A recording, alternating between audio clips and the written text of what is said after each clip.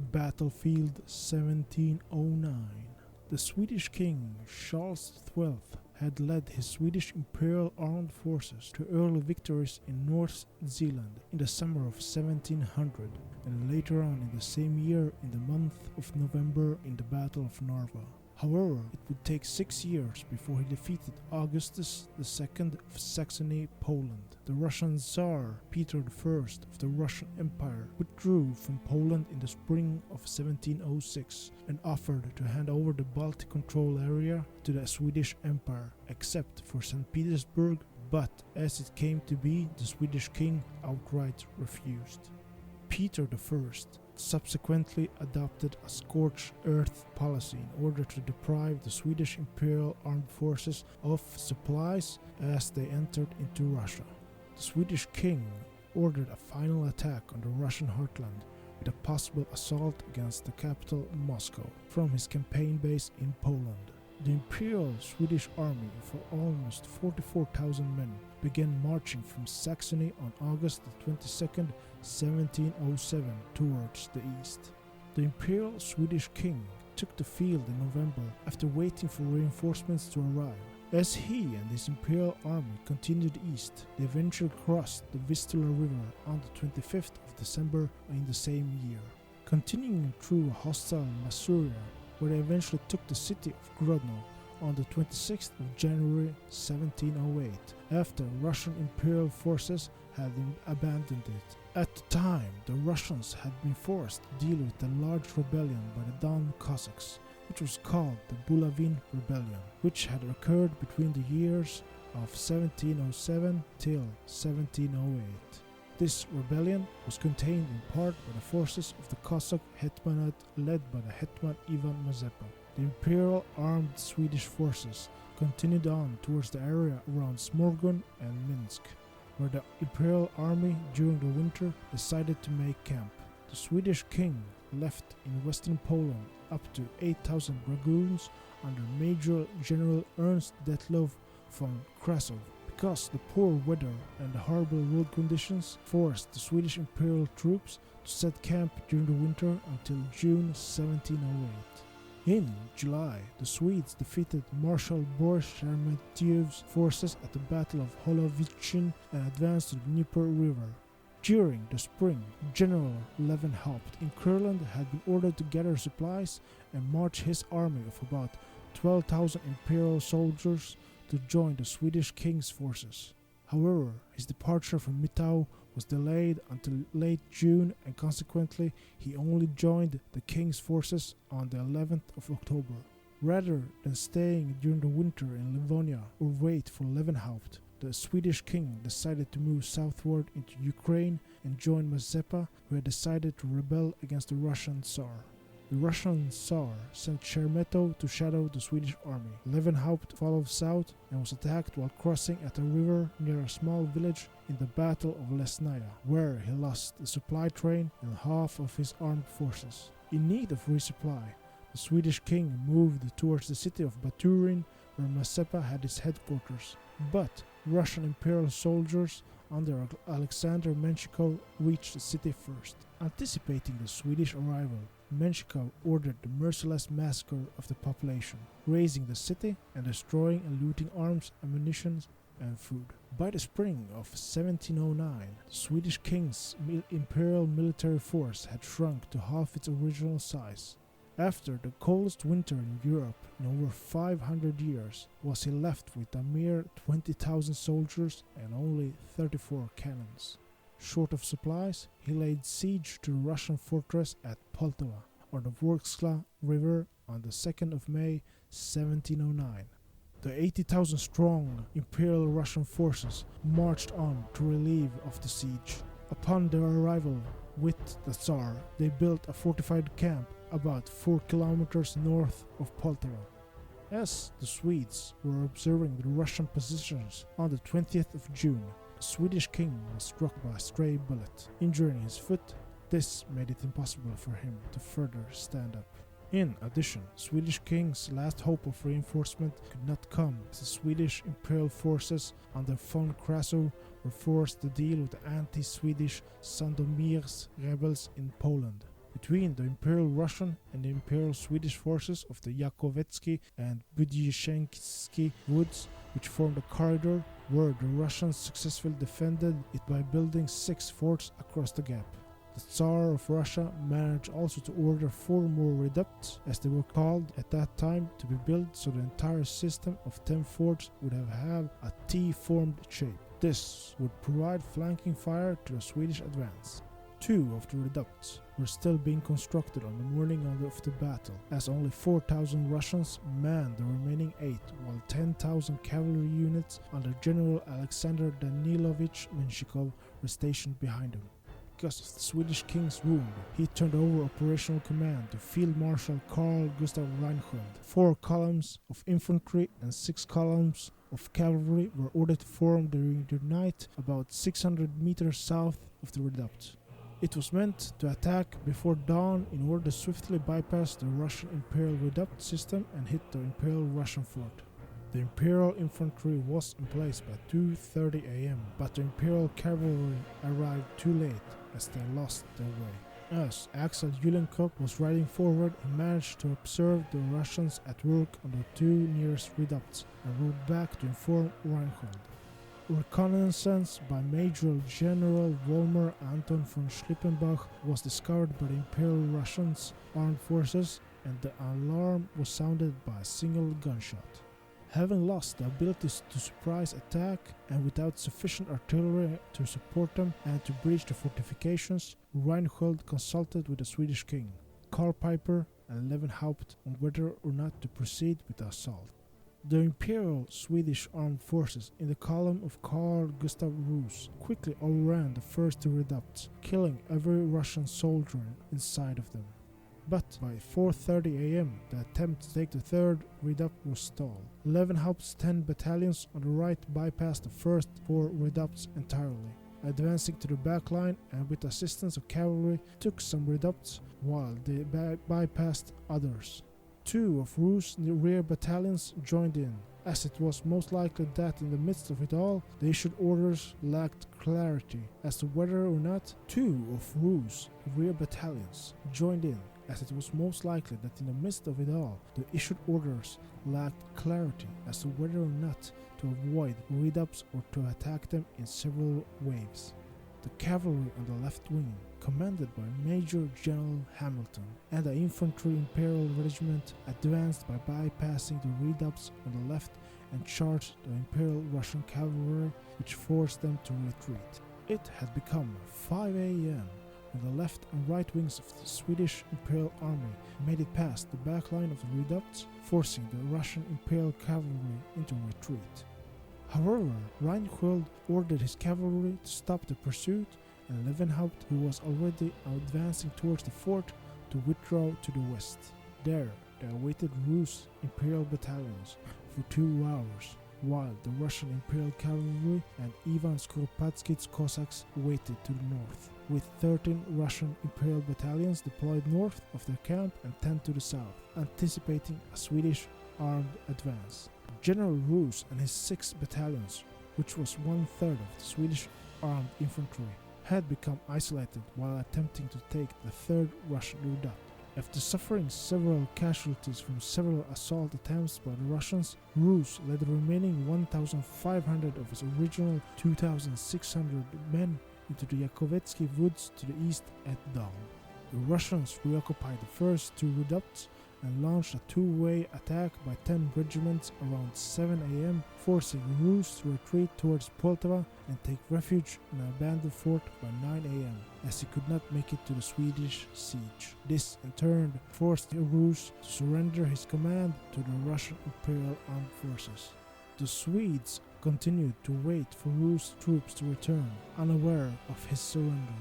As time went by, the Russian Tsar led the 42 Imperial battalions of his Russian Imperial Infantry, a whole of 22,000 soldiers, into an advance from the fortified camp. Supported by 55 heavy cannons, 10 Imperial regiments dragoons formed under Lieutenant General Adolf Friedrich Bauer on the Russian right and 6 regiments under Menshikov to the left. Just west of the camp, the Imperial Russian forces were faced by the 4,000 Swedish Imperial Infantry, which had formed into 10 battalions with 4 heavy cannons and Kreutz Imperial Cavalry to the rear. The Imperial Russian armed forces moved forward to engage them. At 9:45 am, Reinhold ordered the Levenhaupt and the Swedish Imperial forces to move forward, advancing towards the Imperial Russian forces, which started firing its cannons at a distance of 500 meters. When the Imperial Swedish forces were about 50 meters from the Russians opened fire with their muskets from all 4 ranks. Advancing to within 30 meters of the Russian lines, the Swedes fired a volley of their own and charged with their muskets and pikesmen, which forced the Russian soldiers in the first line to retreat back into the second line of soldiers. The Imperial Swedish armed forces seemed to be on the verge of a breakthrough, and needed the cavalry under General Kreutz to break the Russian lines. However, unfortunately for them, Kreutz and the other cavalry units were unable to reform completely and in time. With the Russian line longer than the Swedish lines, the Swedish Imperial Infantry on the left flank strayed behind the right and eventually decided to flee the battlefield. As the Swedish right flank was still advancing, a gap began to open in the Swedish line, which the Russians filled up. Kreutz tried to advance on the right flank, but the Russian battalions were able to form into hollow squares. As Menshikov's Imperial Cavalry outflanked the Swedish Imperial forces and attacked them from the rear. At this point, the Swedish assault had disintegrated and could no longer have organized its forces to oppose the Russian Imperial Infantry or their Imperial Cavalry. Small groups of soldiers managed to break through and escape to the south through the Bydyshinsky woods. However, many of the rest were either killed or captured by the Russians. The Swedish king ordered a retreat into the woods, gathering what remaining forces he had left for his own protection. The Imperial Russian forces halted at the edge of the woods and stopped firing their artillery against the Imperial retreating Swedish forces. Emerging from the forest near noon, the Swedish king on a horseback was protected by a square of a couple of thousand Imperial Swedish forces heading towards Pushkarovka and to his baggage train 5 kilometers to the south, eventually reaching it somewhere after 1 p.m. By this time, the Battle of Poltava was finally over and the Imperial Russian forces had won. The Imperial Swedish king gathered the remainder of his forces and baggage train and retreated to the south that same day at around 7 p.m. Levenhaupt led the surviving Swedish forces and some of the Cossack forces who were allied to the Imperial Swedish cause to the Dnieper River, but they were pursued by the Imperial Russian cavalry and 3,000 Kalmyk auxiliaries and forced eventually to surrender 3 days later at Perevoloroshny on the 1st of July. High-ranking Imperial Swedish generals and officers who were captured during the Battle of Poltava included Field Marshal Reinhold, Major General Slippenbach, Major General Stackelberg, Major General Hamilton, and Prince Maximilian Emanuel, as well as Piper. The fleeing Swedish Imperial King and Mazepa escaped with around 1,500 soldiers to Bendery, Moldavia, which at that time was under control of the Ottoman Empire. There, the Swedish king spent 5 years in exile before he was able to return to his native Sweden in December of 1715, leaving Pushkarovka at around 7 p.m. on the 28th, the day of the Swedish defeat on the battlefield of Poltava. The remaining Swedish Imperial Army headed south, following the west bank of the Vorskla River to the Dnieper River, reaching Stary Sanjari, 20 kilometers to the south, where the baggage wagons stopped until dawn, while the artillery, treasure wagons, and troops continued on towards Novi Sanjari. The artillery reached Novi Sanjari after midnight, the Swedish King Charles XII at around 1:30 a.m. and his troops at dawn.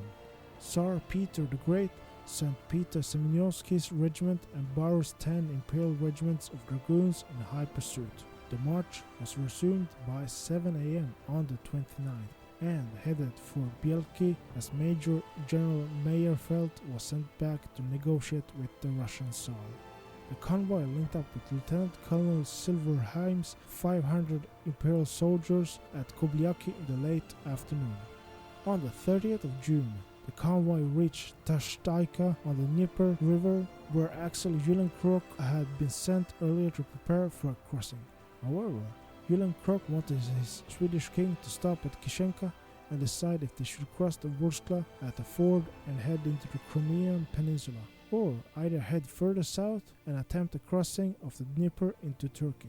Now, the Swedes found the Dnieper River broad and swift, with few materials with which to build new boats or even a possible bridge. Ivan Mazepa and his imperial soldiers, along with Silverheim's men, crossed on the few boats that were available. The effort to swim across ended in total disaster, as men and horses alike drowned in the deep river. The Swedish Imperial Command convinced their Imperial Swedish King to save himself by crossing the Dnieper River and head for Shauko, while his Imperial army were led by Levenhaupt, who would eventually cross the Vorskla into the Crimea. About 3,000 Imperial Swedish forces crossed over on that day and night with the Imperial Swedish King, which consisted mostly of high-ranked officers and members of the Swedish Imperial Royal Household. On the dawn of the next morning, news came through that the Russian Infantry Imperial Corps, cavalry and artillery had become deployed in a crescent shape, ready for battle on the plateau above the river, where about 9,000 Imperial Russian forces were commanded under General Menchikov. The Cossacks that were in alliance with the Russian Empire descended down and plundered the Swedish wagons. The Russian army advanced forward and blocked the road to Kishenka, where the attempted escape by the remaining Swedish forces was attempted. The remains of the once mighty Imperial Swedish armed forces now faced their doom in the hands of the Russian Imperial army on the plateau.